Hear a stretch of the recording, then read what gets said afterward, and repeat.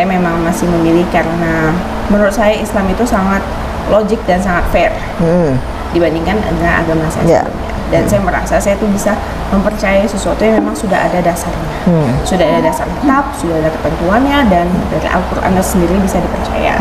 Kalau Islam mengatakan Al-Quran kitab terakhir. So whether you believe or not, we see the fact.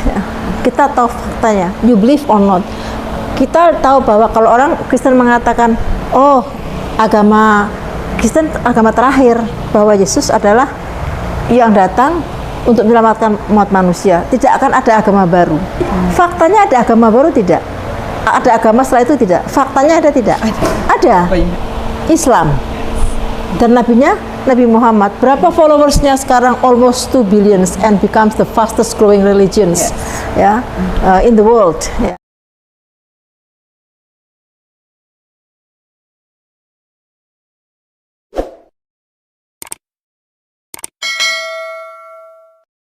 Assalamualaikum warahmatullahi wabarakatuh. Baik teman-teman sekalian, selamat datang dan jumpa kembali di channel YouTube Islam News TV. Semoga kita semua selalu dalam lindungan Allah Subhanahu wa taala, dipermudahkan segala urusan dunia maupun urusan akhirat. Amin amin ya rabbal alamin. Baik teman-teman sekalian, pada kesempatan kali ini saya akan menayangkan sebuah video kesaksian dari seorang mu'alaf yang tengah viral atau yang sedang ramai, yakni mu'alaf Jesslyn. Beliau adalah keturunan dari Tionghoa dan dulunya merupakan sosok penganut agama Kristen Protestan. Pada video kali ini, mu'alaf Jesslyn ini akan memberikan sebuah kesaksian dan juga prosesi pensyahadatan. Mungkin beliau ini bermu'alaf sudah beberapa hari yang lalu, namun pada kesempatan kali ini akan saya tayangkan kembali video-video mengenai mu'alaf Jesslyn tersebut. Nah, bagaimana kesaksiannya? Namun sebelum saya tayangkan video tersebut, bantu dukung media dakwah kita dengan cara klik tombol subscribe, like, komen, dan jangan lupa nyalakan lonceng notifikasinya. Serta bagikan atau share video ini agar teman-teman yang lain juga ikut tahu mengenai channel YouTube atau media dakwah dari kami. Nah, bagaimana kelanjutannya? Mari kita simak bersama-sama videonya. Panggilannya siapa? Jesslyn. Iya. Jesslyn. Asli Pontianak. Asli Pontianak. Lahirnya di Pontianak, betul. Oh, gitu. Di Jakarta sudah lama? Sudah. Alhamdulillah. Keluarga masih agama asal? Keluarga inti agama asalnya Protestan, dan keluarga besar agama aslinya Konghucu. Oh, di Pontianak. Betul, Pontianak. Ada yang Pontianak, ada yang Jakarta. Oke. Mohon maaf, motivasi masuk Islam sudah lama? Apa keinginan sendiri atau ada? Saya lebih dorongan keinginan sendiri lah, emang seperti ada panggilan untuk saya harus berpindah segera mungkin. Jadi saya merasa kayak emang dari kondisi, dari panggilan, jadi itu untuk saya memilih agama yang memang saya bisa percaya. Oh, sudah berapa lama tertarik? Saya tertarik melihat yang benar-benar saya seriusin itu sekitar 3-4 bulan itu saya 3-4 bulan ya. Betul. Tapi keluarga sudah tahu? Keluarga Ayah. sejauh ini yang terdekat kakak-kakak saya sudah saya beritahu. Oh, tidak ada masalah ya? Kakak-kakak mensupport, mereka mensupport untuk pilihan saya untuk memilih agama yang lain. Mereka mensupport, tetap hanya dari ibu saya dia tidak mengkonfirmasi. Oh, iya. Ibu bapak dia ada di Pontianak ya? Bapak sudah tidak ada. Oh, tidak ada. Hanya ibu saja yang tersisa. Oh, baik. Pemirsa, sedikit ngobrol-ngobrol dari Mbak Jesslyn tadi, bernama Jesslyn Thea Lestari ya? Iya, Lestari. Hah? Iya, Lestari. Thea Lestari. Dan sebelum itu insya Allah nanti pensyahadatan akan dipimpin oleh Bunda kita, dan mohon doanya insya Allah beliau Hajjah Bunda Sarvini, mudah-mudahan Allah ridhoi, dan kita tidak tahu umur kita, insya Allah sebentar lagi kita akan mendirikan rumah mu'alaf yang berada di daerah Taman Mini insya Allah. Dan sebelum itu saya akan serahkan ke Bunda Etika yang akan banyak menanyakan, menjelaskan barangkali ini Bunda mengenai akidah, masih ada keraguan tentang kekristenan atau keislaman. Silahkan Bunda. Bismillahirrahmanirrahim. Assalamualaikum warahmatullahi wabarakatuh. Jesslyn, ada please feel free to ask. Jadi silahkan bertanya, ada nggak hal yang Jesslyn ragu, walaupun itu sedikit tentang Islam. Oke. Boleh ditanyakan, feel free. Ya. Mungkin kalau dari saya keraguan itu mungkin karena saya belum terlalu banyak mendalami. Saya memang masih memilih karena menurut saya Islam itu sangat logik dan sangat fair dibandingkan dengan agama saya sebelumnya. Dan saya merasa saya tuh bisa mempercayai sesuatu yang memang sudah ada dasarnya, sudah ada dasar kitab, sudah ada ketentuannya, dan dari Al-Quran sendiri bisa dipercaya. Paling yang saya bingungnya adalah bagaimana mungkin kayak saya bisa beriman terhadap Muslim, terhadap Islam sendiri, bagaimana saya bisa beriman sepenuhnya, karena itu problem saya sebelumnya bahwa di agama saya sebelumnya, karena saya memang bukan pilihan saya dan memang karena saya born into Protestant, so I need to know how do I can believe in Islam like that. Oke, jadi how can you believe? Have faith. Yeah, have faith in Islam. Have a pure faith. Yeah. I think that's required. Alright. Jadi begini, Islam ini sebetulnya bukan agama baru. Ya. Islam itu agama yang ada sejak Nabi Adam, sejak since Adam sampai ke semua nabi-nabi, sampai ke lanjutannya, sampai ke Nabi Isa dan Nabi Muhammad. Tapi Nabi Muhammad adalah the last prophet, the last messenger. Nah, klaim ini bisa dikatakan oleh agama lain dong. Bisa, misalnya Judaism, ya. Judaism mengatakan, oh kamilah yang terakhir, Torah ini the last for us the last forever. Jadi orang Yahudi itu berpendapat juga sama, Torah kami yang untuk selamanya. Tidak ada kitab suci sebelum Torah kami. Orang Kristen juga berpendapat sama dong. Yes. Just the same thing. Tidak ada agama setelah turunnya Yesus. Karena nabi-nabi sebelumnya gagal, sehingga Yesuslah yang datang untuk sebagai agama yang terakhir. Tidak ada agama lain, tidak ada nabi lain selain setelah Yesus turun. Kalau Islam mengatakan Rasulullah itu agama terakhir, Al-Quran kitab terakhir. So whether you believe or not, we see the fact. Kita tahu faktanya. You believe or not, kita tahu bahwa kalau orang Kristen mengatakan, oh agama Kristen agama terakhir, bahwa Yesus adalah yang datang untuk menyelamatkan umat manusia, tidak akan ada agama baru. Faktanya ada agama baru tidak? Ada agama setelah itu tidak? Faktanya ada tidak? Ada. Islam. Dan nabinya Nabi Muhammad. Berapa followersnya sekarang? Almost 2 billions and becomes the fastest growing religions in the world. Ya. Nah, kenapa? Ini bukti bahwa faktanya memang benar ada. Apa yang dikatakan Islam benar, whether you believe it or not. Nah, kalau Islam mengatakan, oh kami agama yang terakhir, Rasulullah yang terakhir, sampai sekarang ada nggak Nabi setelah Rasulullah yang datang? Nggak ada. Jadi apa yang dikatakan Quran sudah benar, bahwa ini agama yang saya ridhoi dan agama yang terakhir dari Rasulullah adalah Nabi yang terakhir. Sampai sekarang tidak ada. Ada nggak kitab suci setelah Quran? Tidak ada. Ya, so you believe or not, this is the fact. Nah, pertama, jadi Islam itu bukan agama baru, jadi agama yang memang diberikan sejak Nabi Adam, sejak and Muhammad. Ya. Nah, kita bicara tentang fakta. Nah, sekarang kita bicara tentang konsep ketuhanan. Ya, agama itu harus sesuai dengan logik. Agama itu harus sesuai dengan akal. Agama itu harus sesuai dengan fitrah manusia. Betul kan? Kalau tidak against the logical thinking, itu berarti agama yang tidak benar. Is it possible kalau Anda seseorang yang tidak bersalah harus dibunuh menanggung dosa kesalahan orang lain? Is it logical? Secara akal tidak bisa. That's why I told you seorang profesor di bidang agama, perbandingan agama, namanya Karen Armstrong. Dia seorang profesor, dia menulis juga tentang Islam, tentang Nabi Muhammad, tapi in Islamic perspective. Jadi dia menulis secara jujur, tidak ada tendensi apapun. Dia mengatakan bahwa the most rational religions unfortunately Islam. Jadi agama yang paling rasional di dunia ini unfortunately Islam. Kenapa? Dia kan Islam kan banyak framing agama apa? Teroris, ya kan? Artinya dia paling rasional.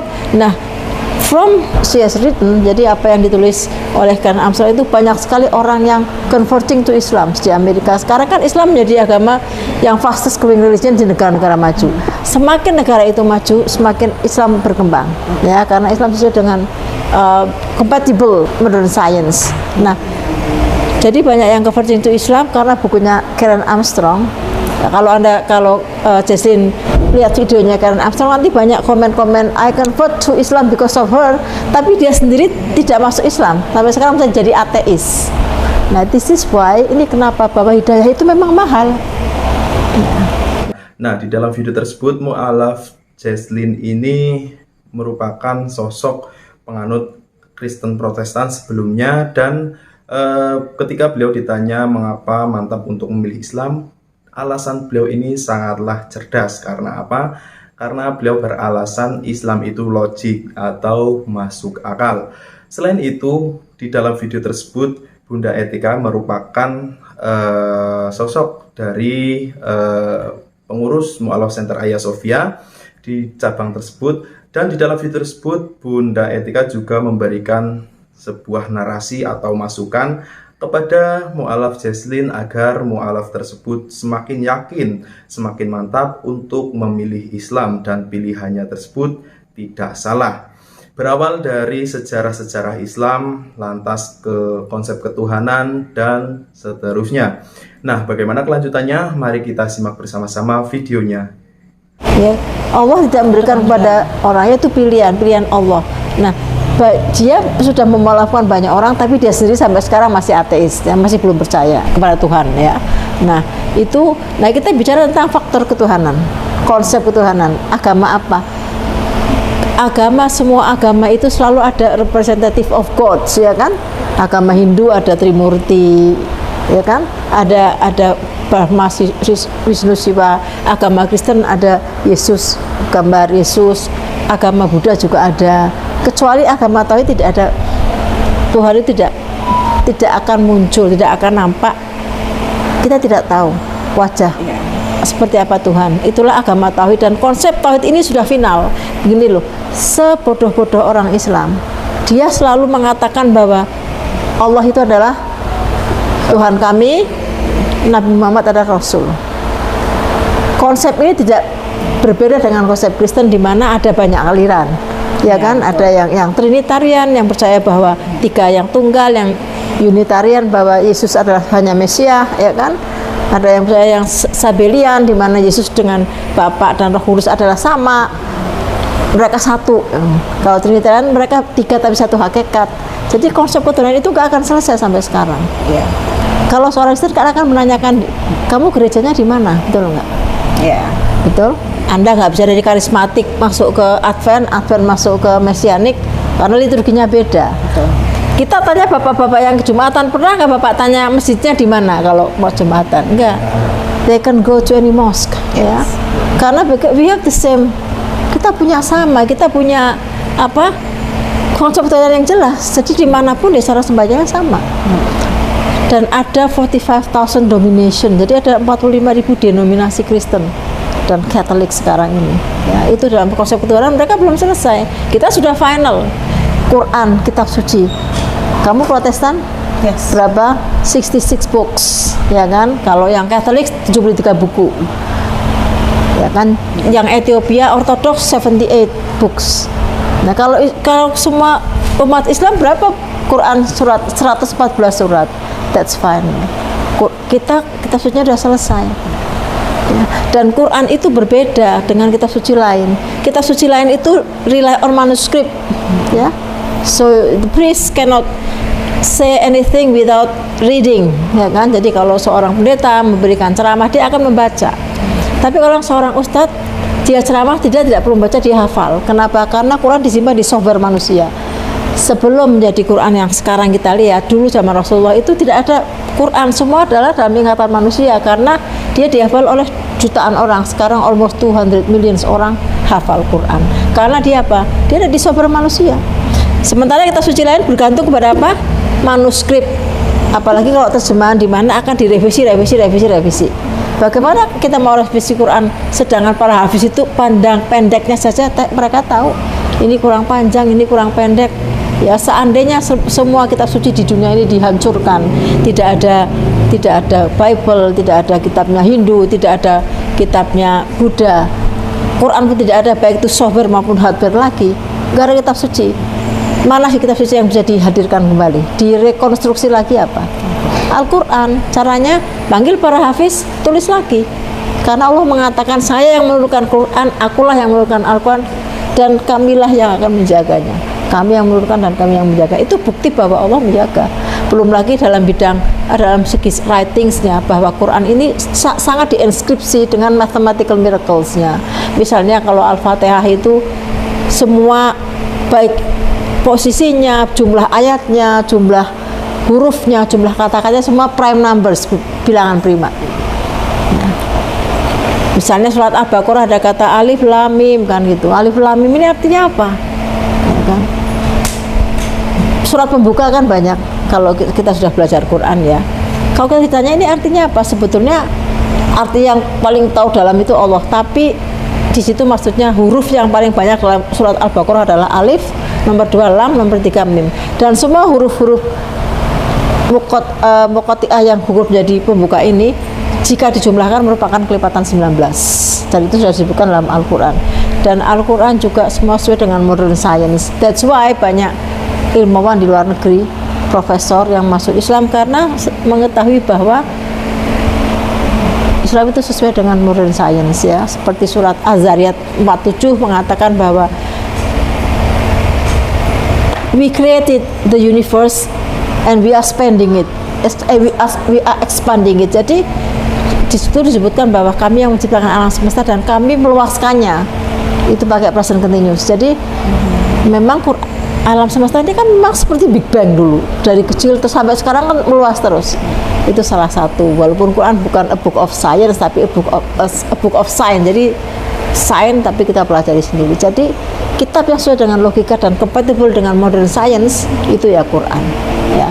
Baik teman-teman, jadi Bunda Etika ini memberikan sebuah narasi yang begitu banyak dan begitu luar biasa kepada Mu'alaf Jesslyn ini. Salah satunya adalah tentang konsep ketuhanan yang ada pada agama Islam. Konsep tersebut berbeda dengan agama-agama yang lain, tidak hanya Islam dan Kristen yang beliau bahas, tetapi juga dengan agama-agama seperti halnya Hindu dan Buddha. Konsep agama pada Islam yakni berkeyakinan menyembah Tuhan yang hanya satu, yakni Allah Subhanahu wa Ta'ala atau Tuhan yang Esa. Beda dengan konsep ketuhanan yang lain yang mungkin memiliki Tuhan lebih dari satu, atau contohnya pada Kristen dan juga Katolik yakni Trinitas. Selain itu, Bunda Nora juga menceritakan keajaiban-keajaiban atau keunggulan-keunggulan Al-Quran daripada kitab-kitab pada agama lain atau pada kepemilikan agama yang lain. Bunda Nora ini memberikan fakta-fakta yang menarik dan juga menakjubkan dari Al-Quran. Semoga narasi-narasi tersebut bisa menambah keyakinan, bisa menambah kemantapan keimanan calon Mu'alaf Jesslyn ini terhadap agama Islam. Nah, bagaimana kelanjutannya? Mari kita simak bersama-sama videonya. Nah, itu sudah jelas ya. Jadi rasional. Dan apa sih yang diajarkan Quran? Itu juga harus sesuai dengan fitrah manusia. Ya kan, seorang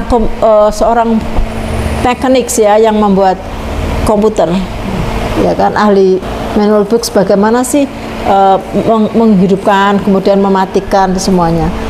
Kita diciptakan oleh Tuhan Sang Maha Pencipta. Dia akan menurunkan manual books ya. Manual booksnya apa? Al-Quran. Kita lihat ajarannya, bagaimana ajaran Quran. Kita tidak boleh minum alkohol. Kenapa? For the sake of us, karena alkohol itu the mother of evil ya, the mother of evil. Nah, kita lihat juga ajaran yang prinsip ya. Dalam ajaran Yahudi, Judaism, Torah kan kita boleh membalas. Dalam ajaran Kristen, kasih, ya kan? Anda tidak boleh membalas kejahatan, balaslah kejahatan dengan kebaikan, betul? Nah, kasihlah musuhmu. Jika ditampar pipi kirimu, berikanlah yang kanan. Kita tidak boleh membalas kejahatan, tapi balas dengan kebaikan. Kalau Islam, Quran mengatakan kamu boleh membalas kejahatan sesuai dengan setara, tapi memaafkan lebih baik. Kira-kira ajaran yang terbaik itu yang apa? In your opinion? Yang memberikan solusi. Yang memberikan solusi. Nah, Islam memberikan solusi. Kenapa? Kalau ada contoh seorang, misalnya seorang ayah, anak dan istrinya diperkosa, dibunuh, Anda nggak boleh kalau dalam Kristen membalas kejahatan dengan kejahatan, balaslah dengan kebaikan. Kalau Islam boleh nggak membalas? Boleh, karena boleh membalas, makanya ada hakim, ada hukum, ada institusi, ada polisi. Itu solusi Islam. Islam memberikan solusi ya. Karena memang boleh membalas. Kalau kenapa boleh membalas? Untuk memberikan keadilan pada korban dan untuk memberikan efek jerah pada pelaku. Karena pelaku kejahatan itu 50% narapidana. Even mereka masuk penjara, mereka masih solusi. Ya. Kalau kita dikatakan Islam boleh poligami, poligami itu bukan ajaran Islam. Islam tidak membawa ajaran poligami karena nabi-nabi dulu kan poligami nih. Solomo punya 700 istri, 300 gundik, ya kan? David punya 18 istri. Islam datang untuk membatasi jumlah poligami maksimal 4, dan poligami itu bukan asas pernikahan karena asasnya monogami. Nah, poligami adalah solusi. Sesuatu yang boleh dan tidak boleh, it's up to you. Ya, jadi it is not obligation gitu loh. Jadi jangan salah memahami poligami. Islam justru mengangkat poligami dalam posisi yang memang lebih baik untuk solusi, untuk dibahas, untuk solusi ya, sebagai jalan keluar misalnya daripada hal yang tidak baik ya, jika terpaksa poligami daripada seseorang kehilangan. Gini, kalau seseorang dikait secara tidak hubungan badan secara tidak wajar kan, perempuan itu hamil, nanti bayi dibuang ya kan, itu dibunuh, itu hal yang tidak kita inginkan. Poligami pun tidak kita inginkan sebagai wanita, tapi sama-sama jeleknya, mungkin sama-sama tidak kita inginkan, bukan sama jeleknya, sama tidak inginkan, tapi itu solusi jika memang itu terpaksa ya. Jadi Islam itu rasional, sesuai dengan fitrah, bukan yang muluk-muluk tidak boleh membalas kejahatan, cintailah musuhmu, tidak begitu. This is Islam ya. Nah, jadi sudah jelas, any doubt ya, karena Tuhan ini, kalau tidak ada Tuhan, how come Hitler yang membunuh 7 juta manusia, ya kan? Kasihan yang jadi korban, kemana dia minta keadilan atas dibunuhnya begitu banyak manusia? Allah nanti yang akan memberikan setelah meninggal, dan hanya ada satu agama karena hanya satu Tuhan.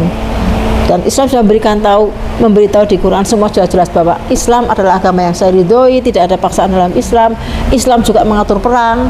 Perang ini yang sering, ayat-ayat perang yang sering diambil boleh membunuh, padahal Islam itu mengatur perang. Kenapa? Karena perang dalam Islam hanya sebagai defense. Kamu boleh perang kalau mempertahankan diri, bukan perang untuk invasi, untuk menjajah, bukan, untuk defense ya. Dan ada aturan. Kalau dalam kitab Janji Lampah kan, bunuhlah anakmu, ya kan, bunuhlah anak-anak, dan sebagai di Samuel 2 Samuel 15 ya, bunuhlah anak-anak, kambing. Kalau perang Islam kan Rasulullah memberikan aturan, tidak boleh membunuh wanita, anak-anak, tidak boleh merusak pohon ya, tidak boleh membunuh binatang kecuali untuk makan, tidak boleh menganiaya musuh yang sudah menyerang, tidak boleh memaksa musuh untuk masuk Islam. Banyak aturan. Karena itu harus diatur, karena perang pasti akan terjadi di suatu zaman, di suatu masa, di suatu tempat. Karena itu harus diatur. Islam itu rasional. Dia mengatur dari Anda bangun tidur, kita bangun tidur sampai kita mau tidur, dan kita berusaha melakukan the best that we can do ya. Any more questions? Ada yang mau tanya lagi tentang Islam? Itu silakan. Masih diragukan? Tidak sih, saya cuma begini. Ya. Betul sekali apa yang disampaikan oleh Bunda Etika, bahwasanya Islam datang yakni membawa sebuah keadilan. Tidak hanya konsep ketuhanan dan juga sejarah-sejarah yang ada dalam agama Islam.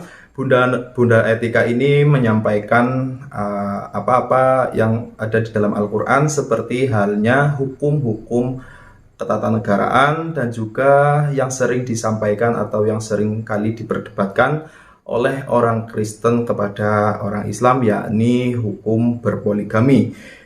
Dulu sebelum adanya Nabi Muhammad SAW, nabi-nabi terdahulu banyak sekali berpoligami atau memiliki istri yang berjumlah puluhan hingga ratusan. Dengan adanya Nabi Muhammad dan turunnya Al-Quran, Allah memberikan wahyu tersebut kepada Nabi agar disampaikan kepada umatnya, dan di dalam ayat tersebut menyampaikan, Allah berfirman bahwasanya ada ayat-ayat yang mengatur tentang poligami yang tadinya dibebaskan kini menjadi dibatasi, yakni maksimal 4 orang. Itu pun harus adil.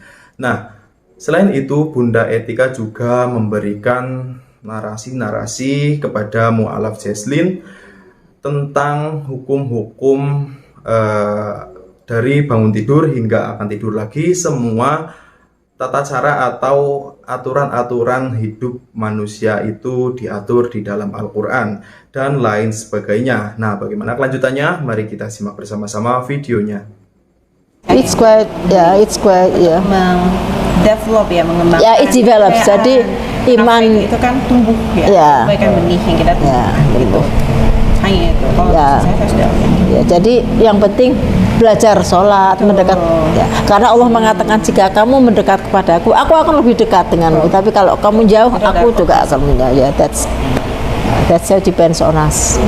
But Allah itu Ghafurur Rahim, Maha Pengampun. Ya, jadi tidak ada penebusan apapun dalam Islam. You are responsible for what you do. Oke.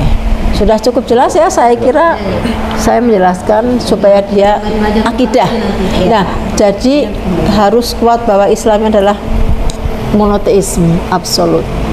Ya, Allah is the only God, there is no partner. ya. Oke. Itu dari terbantahkan. Ya, thank you. Masya Allah, pemirsa, Bunda Etika tadi sudah menjelaskan atau menguatkan bahwa ketika masuk Islam nanti banyak tantangan ya Bunda ya. Oleh karena itu kita sebelum menuntut syahadat beberapa penguatan supaya kuat insya Allah yang akan bersyahadat nanti. Dan Saya dibantu.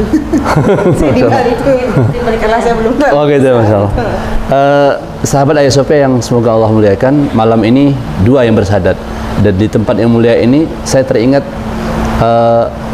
sahabiah yang disiksa ketika masuk Islam bernama Sumayyah, dan Sumayyah membawa anaknya bernama Yasir. Semoga cerita ini kita akan lanjutkan nanti, dan risalah ini insya Allah semoga perjuangan Sumayyah akan dilanjutkan oleh mujahidah-mujahidah yang malam ini kita saksikan masuk Islam insya Allah di tempat yang mulia, dan Allah akan angkat derajat tempat yang kita cintai insya Allah. Dan sebelum bersyahadat, ada lagi yang perlu ditanyakan? Sudah. Nah, kami akan persilahkan ke bunda kami, Ibu Bunda Hajjah Sarfini yang akan menuntun syahadat. Kepada beliau kami persilahkan dengan hormat.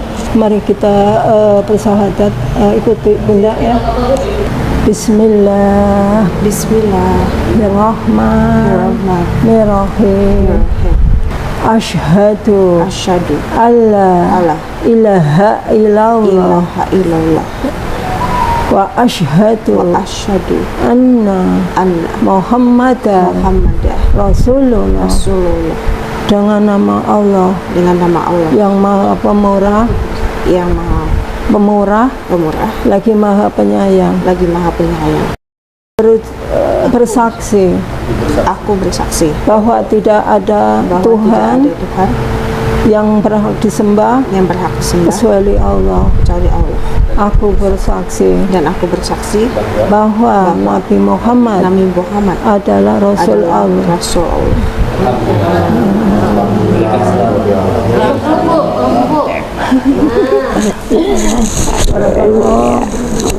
Doain aku ya. Iya, dosanya udah dikuburkan sama Allah. Baik, selamat malam semuanya. Untuk pada hari ini saya berterima kasih banyak pada Mu'alaf Center di mana sudah sangat memudahkan dan menjelaskan prosedur saya untuk saya bisa memulai hidup saya sebagai Muslim, dan untuk saya bisa mengadopsi agama yang memang saya pilih memang agama yang bisa saya percayai dan agama yang semoga saya bisa tumbuh sebagai bibit dan benih yang baik dan benih yang benar. Setelah selama ini selama berpuluhan tahun, ya, saya berharap dengan permulaan saya memulai dengan langkah pertama ya, seperti langkah pertama dengan saya syahadat, dengan saya ntar mulai sholat dan memulai untuk menjalankan kewajiban saya. Semoga saya bisa percaya dan saya sangat berterima kasih sih ada bantuan dengan Mu'alaf Center ini bagi orang-orang seperti saya, orang-orang yang saya memang saya tidak lebih ke mencari ustadz atau mencari apa ya, itu tuh menjadi kejelasan kepada saya bisa masuk ke dalam community, saya bisa mungkin berhubungan dengan para pembimbing yang bisa memberitahu saya bagaimana tuh cara menjadi Islam yang benar, bagaimana caranya benar-benar saya tuh bisa mengimani sesuatu yang nantinya akan saya percayai dan saya jalankan dengan baik. Saya berterima kasih banyak atas. Cukup. Masya Allah, 2 kalimat syahadat sudah diikrarkan oleh Mu'alaf Jaslin. Semoga Mu'alaf tersebut bisa istiqomah dan berada di dalam jalan yang lurus. Bertahun-tahun, sekian lamanya beliau mencari sebuah kebenaran dan kini akhirnya beliau menemukan dan mantap untuk memilih Islam. Beliau mengatakan Islam itu logis dan Islam itu adil. Masya Allah. Baik teman-teman, semoga video tersebut bisa bermanfaat. Apabila ada tutur kata yang salah, saya mohon maaf. Wabillahi taufiq wal hidayah. Wassalamualaikum warahmatullahi wabarakatuh.